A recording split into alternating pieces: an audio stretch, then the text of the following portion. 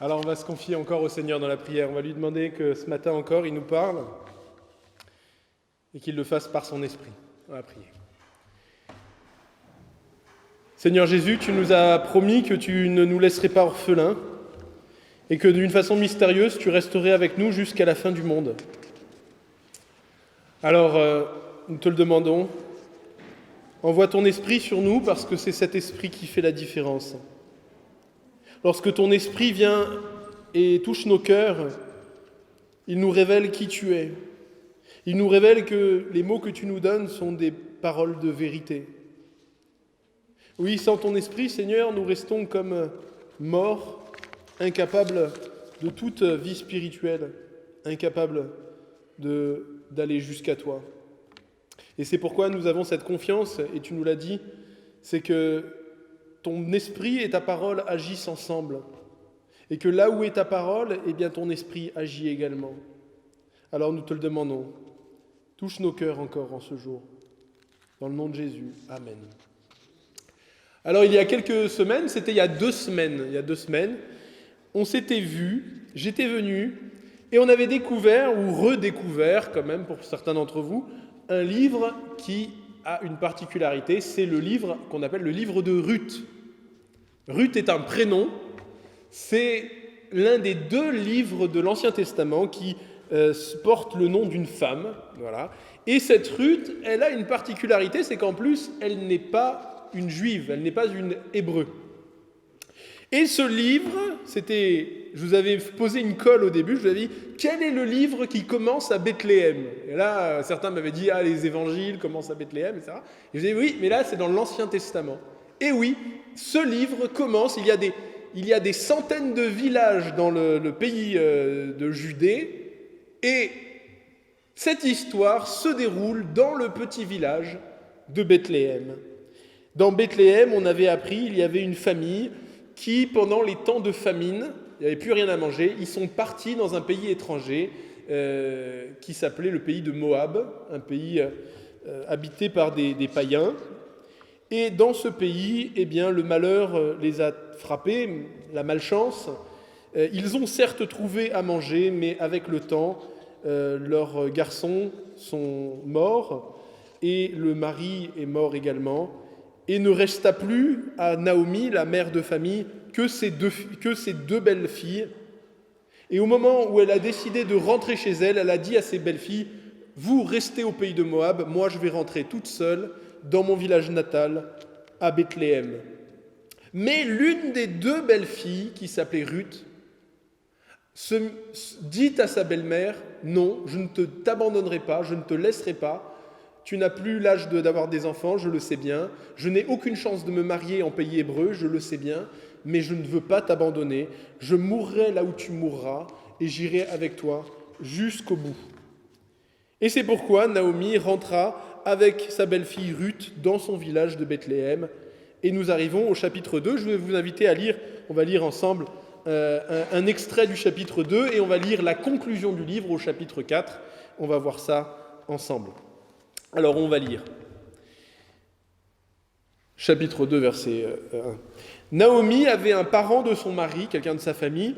C'était un homme puissant et riche du clan d'Elimelech, le nom de son mari, du nom du mari de Naomi, un homme qui s'appelait Boaz.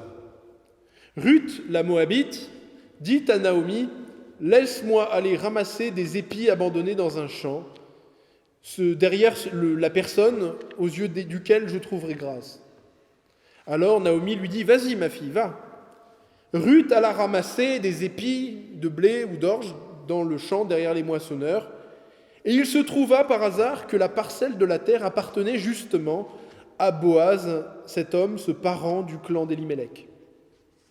Or Boaz arriva du village de Bethléem, et il dit aux moissonneurs, « Que l'Éternel soit avec vous. » Et lui répondirent, « Que l'Éternel te bénisse. » Boaz dit à son serviteur chargé de surveiller les moissonneurs, « Mais qui est cette jeune femme ?» Le serviteur chargé de surveiller les moissonneurs répondit, « C'est une jeune femme étrangère, moabite, qui est revenue avec Naomi du pays de Moab. Elle a dit, « Permettez-moi de glaner, de ramasser des épis entre les gerbes derrière les moissonneurs. » Et depuis son arrivée ce matin jusqu'à présent, elle est restée debout et ne s'est reposée qu'un tout petit moment dans la maison. Alors Boaz dit à Ruth, « Écoute ma fille, ne va pas ramasser des épis dans un autre champ. Ne t'éloigne pas d'ici, reste avec mes servantes, regarde là où on moissonne dans le champ et va après elles. J'ai défendu à mes serviteurs de te faire du mal. Quand tu auras soif, tu iras au vase et tu boiras ce que les serviteurs auront puisé. » Alors, elle tomba le visage contre terre, se prosterna et lui dit, « Comment ai-je trouvé grâce à tes yeux pour que tu t'intéresses à moi, une étrangère ?» Et Boaz lui répondit, « On m'a rapporté tout ce que tu as fait pour ta belle-mère depuis la mort de ton mari et comment tu as quitté ton père et ta mère et le pays de ta naissance pour aller vers un peuple que tu ne connaissais pas auparavant. Que l'Éternel te rende ce que tu as fait et que ta récompense soit tout entière de la part de l'Éternel, le Dieu d'Israël, sous les ailes duquel tu es venu te réfugier. » Alors, après cela, je ne vais pas raconter tout le livre, mais Ruth va demander à Boaz d'accomplir quelque chose de bien particulier, de la prendre pour épouse, de façon à accomplir une loi qu'on appelait la loi du Lévira. Je ne vais pas rentrer dans les détails, je vous expliquerai un peu après. Et Boaz lui explique qu'il n'a pas le droit de faire cela en premier, parce qu'il y a quelqu'un dans la famille qui est plus proche que lui pour la prendre pour épouse. Et donc, il va demander à cette personne qui a une priorité s'il est intéressé. Et nous arrivons au chapitre 4, à partir du verset 1. Boaz monta à la porte de la ville et s'y arrêta. Or, celui qui avait le droit de rachat et dont Boaz avait parlé vint à passer. Boaz lui dit, « Approche-toi, assieds-toi un tel. » Il s'approcha et s'assit. Boaz prit alors 10 hommes parmi les anciens de la ville et leur dit, « Asseyez-vous ici. » Et ils s'assirent. Puis il dit à celui qui avait le droit de rachat, « Naomi est revenue du pays de Moab. Elle vend la parcelle de terre qui appartenait à notre frère Élimélec. J'ai cru devoir t'en informer et te dire, fais-en l'acquisition devant les habitants de la ville et les anciens de mon peuple. Si tu veux la racheter, rachète-la. Mais si tu ne le veux pas, déclare-le-moi, afin que je le sache. En effet, il n'y a personne avant toi qui a le droit de rachat, et je l'ai après toi. » Cet homme répondit, « Ok, je la rachèterai. » Boaz dit, « Attention, le jour où tu achèteras le champ de Naomi, tu l'acquerras aussi de Ruth, la Moabite, la femme du défunt, et tu devras maintenir le nom du défunt sur son héritage. » C'est-à-dire, en se mariant, s'il a un enfant, cet enfant sera considéré comme l'enfant du défunt. Celui qui avait le droit de rachat répondit, « Ah non, je ne veux pas exercer ce droit de rachat pour mon compte. Sinon, je détruirai mon héritage. Non, non, prends-le toi pour toi, car je ne peux pas l'exercer. » Alors Boaz dit aux anciens et à tout le peuple, « Vous êtes témoins aujourd'hui que j'ai acquis de Naomi tout ce qui appartenait à Élimélec, à Kiljon et à Machlon, donc c'est les deux fils, et que j'ai également acquis pour femme Ruth, la Moabite, la femme de Machlon, pour maintenir le nom du défunt sur son héritage, afin qu'il ne disparaisse pas parmi ses frères, ni à la porte de sa ville. Vous en êtes témoins aujourd'hui. » Et voici comment le livre se finit. Boaz épousa Ruth, elle devint sa femme, il s'unit à elle. L'Éternel permit à Ruth de devenir enceinte, et elle mit au monde un fils. Les femmes dirent à Naomi, donc la belle-mère, « Béni soit l'Éternel qui ne t'a pas laissé manquer aujourd'hui d'une personne ayant le droit de rachat, ou littéralement d'un racheteur, un rédempteur. Que son nom soit célébré en Israël. Cet enfant sera ton réconfort et le soutien de ta vieillesse, car ta belle-fille qui t'aime l'a mis au monde, elle qui vaut mieux pour toi que 7 fils. » Naomi prit l'enfant, le serra sur sa poitrine et l'éleva. Et les voisines lui donnèrent un nom en disant « C'est comme si un fils était né à Naomi. » Elles l'appelèrent Obed. Cet Obed fut le père d'Issaï, qui lui-même fut le père du roi David. Voilà, nous lisons jusque-là la lecture de la parole de Dieu. Alors c'est toujours un peu compliqué ces histoires de l'Ancien Testament, mais ces histoires sont absolument merveilleuses quand on les sonde et quand on cherche à les comprendre. Il s'agit ici de la naissance d'un enfant qui va naître d'une femme qui normalement n'aurait pas dû pouvoir se marier. Et cet enfant qui va naître, de cet enfant va advenir un règne sur le royaume d'Israël.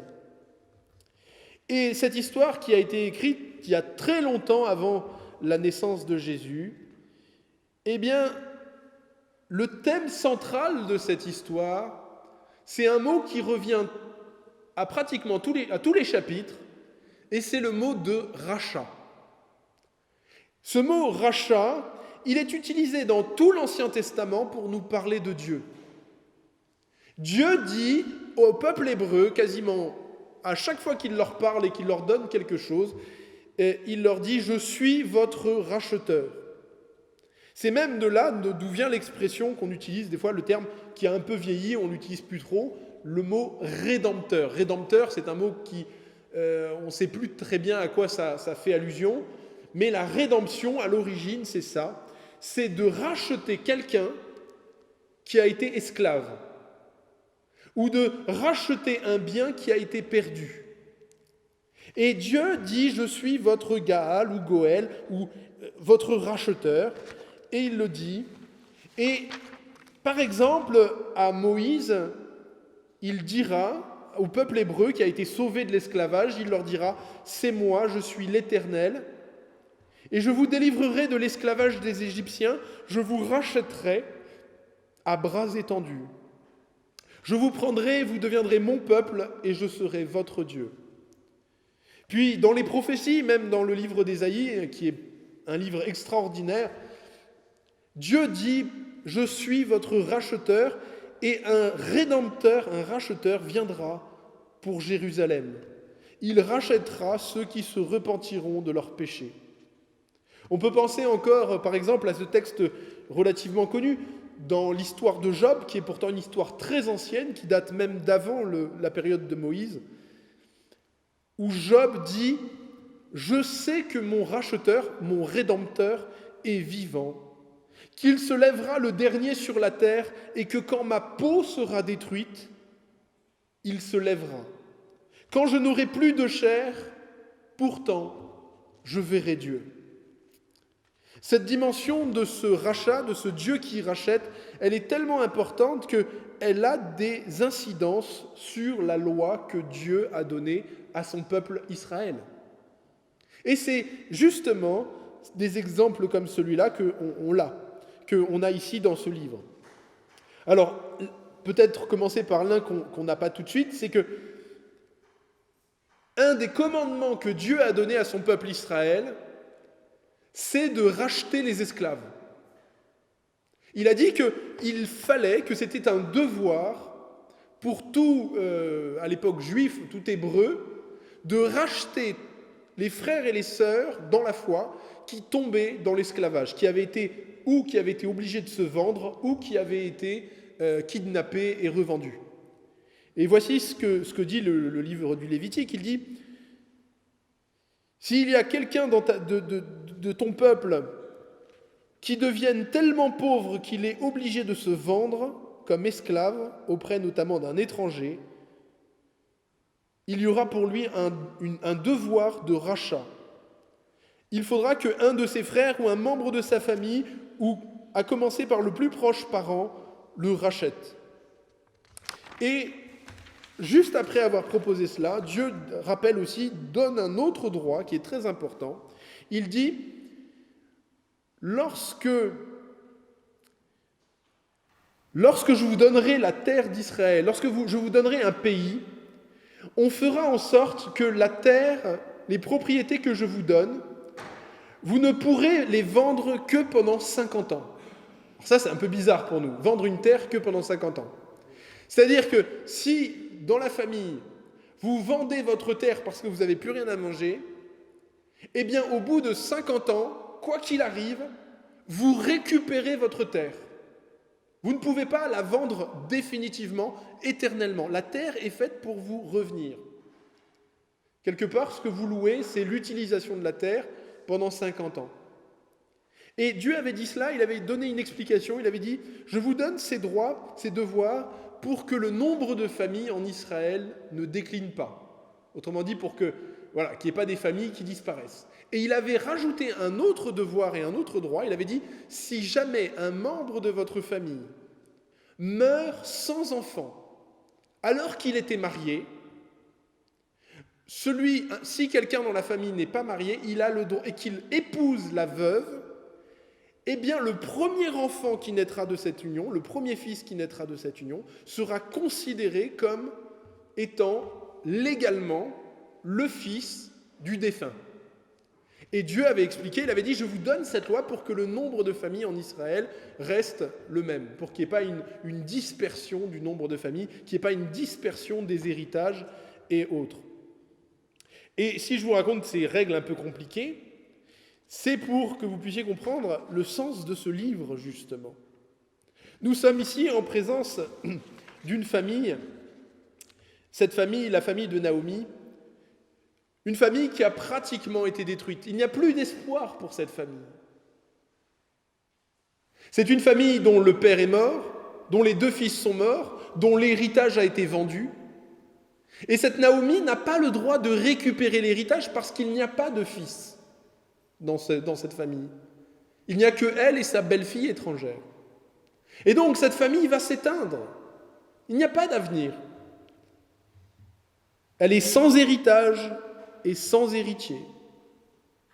Mais il va se produire un miracle, et j'ai envie de l'appeler le miracle de Bethléem. Dieu va mettre sur la route de cette famille qui pourtant allait disparaître, il va faire rencontrer à cette famille l'amour. L'amour véritable.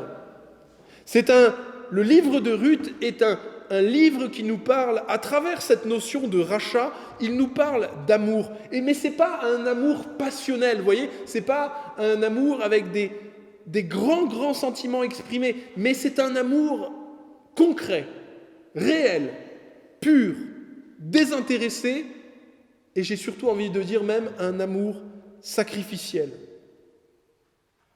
Regardons l'exemple de cette Naomi dont on a entendu parler peut-être au tout début. Cette Naomi qui arrive, qui va mourir seule et qui pourtant ne va pas être délaissée. Parce que Ruth, sa belle-fille, eh bien Dieu lui a touché son cœur. Et de façon incroyable, il a donné à cette Ruth un amour pour sa belle-mère tellement incroyable. Pensez-y, ça c'est un miracle, hein. Je l'avais dit il y a 2 semaines, mais en le relisant, je me dis ça c'est quand même incroyable. C'est pas toutes les belles filles qui feraient ça pour leur belle-mère. Eh bien, elle a un amour pour sa belle-mère qui fait qu'elle quitte son pays d'origine, elle quitte sa famille, elle quitte toute possibilité de retrouver un mari normalement. Elle quitte le confort d'un foyer et d'une situation où elle avait à manger pour aller dans un village où il n'y a rien pour elle. Tout ça parce qu'elle ne veut pas laisser sa belle-mère mourir seule. Rien ne l'obligeait à le faire. Elle ne gagne rien à suivre sa belle-mère. Mais elle ne veut pas la laisser seule dans son malheur. Et pour cela, elle est prête à se sacrifier. Et ce qui est incroyable, ça on l'avait vu il y a 2 semaines, c'est qu'au début de ce texte, lorsque la belle-mère arrive, elle n'a même pas un mot de remerciement à Ruth. Elle se plaint. Elle se plaint tout au long du texte. Elle se plaint qu'elle était partie les mains pleines au pays de Moab, que tout allait bien et que maintenant elle revient, elle n'a rien. Elle dit j'ai plus rien, j'ai plus personne avec moi. Alors qu'elle a Ruth, sa belle-fille, qui est quand même venue et qui est prête à donner sa vie pour elle.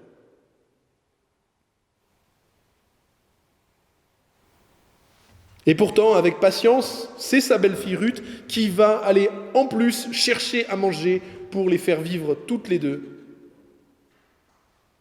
Et vous voyez, l'amour, c'est ça aussi. C'est tellement facile des fois de se détourner des gens qui sont dans le malheur.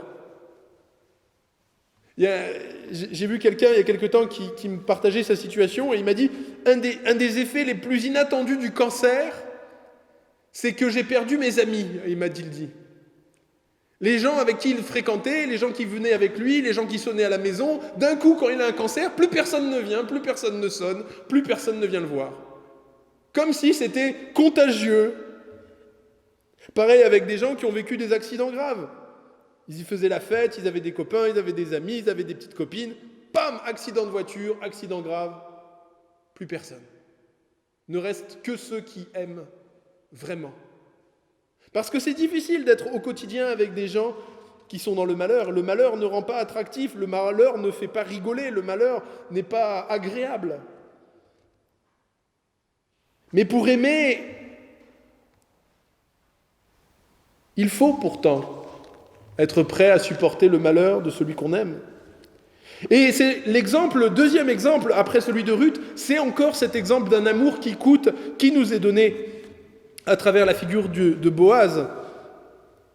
Avec amour, il va non seulement prendre pitié de Ruth, mais en plus, d'un point de vue purement financier, matériel, il va permettre à cette Ruth de ramasser dans sa propre récolte tout ce dont elle a besoin pour nourrir pour l'année 2 personnes. Et puis quand elle va venir, elle va le presser, elle va lui dire « Mais prends pitié de nous, tu vois, on n'a plus d'héritage, on n'a plus de famille. Est-ce que tu pourrais, pour sauver notre famille, pour sauver cette famille, épouser cette veuve qui n'a pas eu d'enfant pendant 10 ans, qui est probablement stérile, nous dit le texte, qui n'ont rien à donner. Est-ce qu'il est prêt à épouser cette femme et à racheter du coup la propriété qui avait été perdue ? Eh bien, il va le faire. Et c'est encore ici un miracle qui se produit à Bethléem, un miracle de l'amour, puisque Boaz, peut-être le meilleur parti de Bethléem, va se mettre en couple avec Ruth, le pire parti du village de Bethléem. Elle n'a rien pour elle. Elle est veuve, elle est pauvre, elle est probablement stérile, et pourtant il va l'épouser. Lui, ce respectable chef et habitant de Bethléem, arrière-grand-père du roi David. Et tout cela, en fait, ce livre, il est là pour nous parler de l'amour de Dieu. Et c'est bien de cela, ultimement, qu'il est question dans ce livre. En effet, et c'est la raison pour laquelle Dieu utilise toujours cet emploi de racheter. Parce que le rachat implique un coût pour celui qui rachète. Car l'amour véritable coûte. Et de même que Boaz a sacrifié son bien pour épouser une femme, de la même manière que Ruth a sacrifié son bien pour sauver sa belle-mère, eh bien, l'Église, pourtant majoritairement peuplée de non-juifs, d'étrangers à l'alliance, de pécheurs, de gens qui ne connaissaient pas Dieu, eh bien, va trouver pourtant grâce aux yeux de Jésus, le vrai roi d'Israël, lui aussi né à Bethléem. Et c'est pourquoi il y a 2000 ans, conformément aux prophéties, d'une jeune fille à Bethléem, il est né, et qu'il est venu souffrir à nos côtés comme Ruth a su le faire pour Naomi.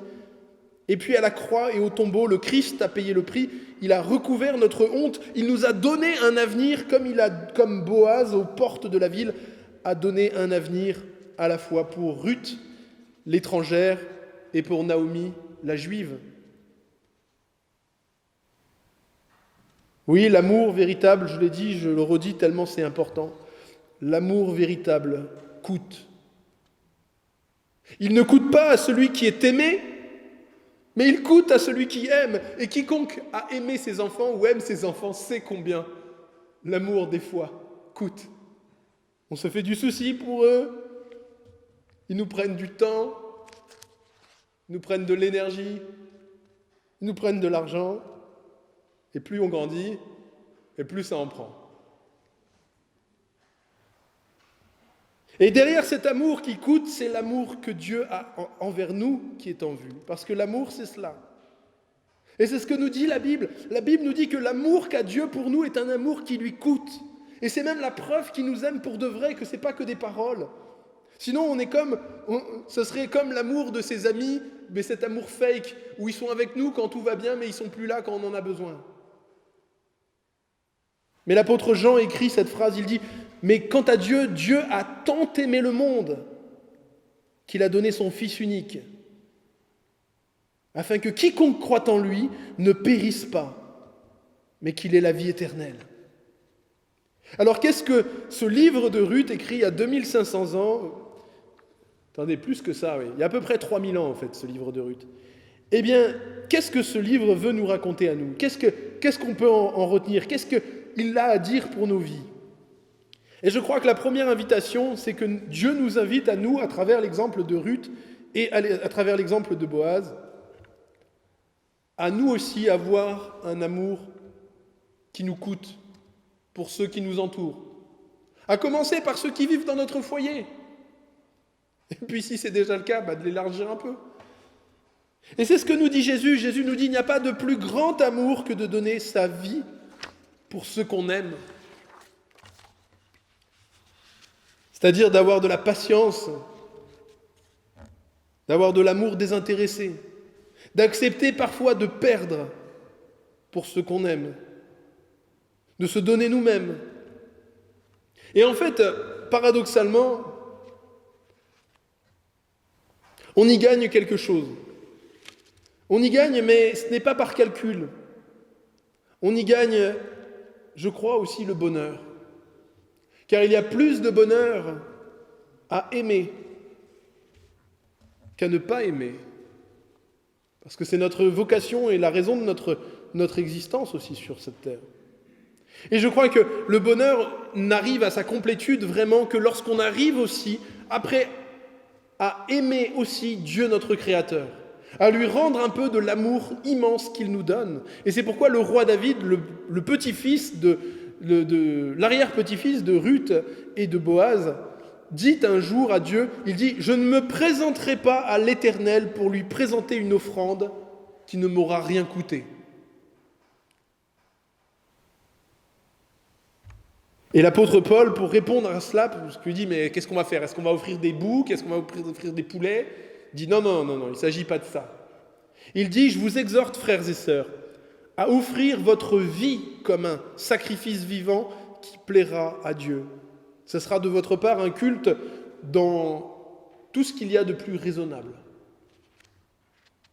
Et une vie qui plaît à Dieu, c'est une vie où justement on se place devant Dieu et où on cherche à l'aimer lui et à aimer les autres. À commencer, il y a une gradation, vraiment à commencer par les premiers pour lesquels nous devons être là.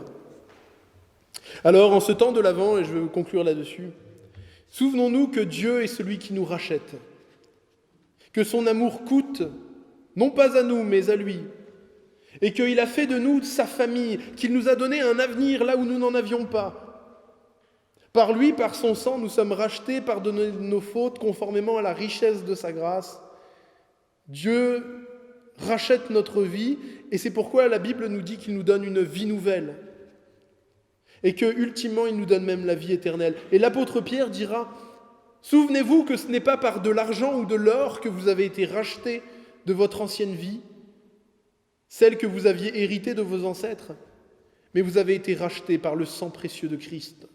Il a été offert comme un agneau sans défaut et sans tache. » Et l'apôtre Paul, parlant aux non-juifs, dit « Vous, autrefois, qui étiez appelés les païens dans la chair, incirconcis par ceux qui sont seulement circoncis par la chair et la main de l'homme, souvenez-vous que autrefois vous étiez sans Christ. Vous étiez privés du droit de citoyenneté en Israël. Vous étiez des étrangers aux alliances de la promesse. Vous n'aviez aucune connaissance de Dieu et vous étiez sans aucune espérance. Mais maintenant, vous, nation qui autrefois étiez jadis éloignés, en Jésus le Christ, vous avez été rapprochés. Par le sang de Christ, lui qui est notre paix, des juifs et des non-juifs, il n'en a fait qu'un et il a renversé le mur de séparation. Et voilà le dernier commentaire qu'il en donne. Ainsi, vous n'êtes plus des étrangers, ni des gens du dehors, mais vous êtes des concitoyens des saints. Vous êtes des gens de la famille de Dieu. C'est ce que le Seigneur a fait pour nous en ce temps, il y a 2000 ans, à Noël. Alors puissions-nous nous en souvenir et que notre amour puisse déborder, quoi qu'il nous en coûte. Amen.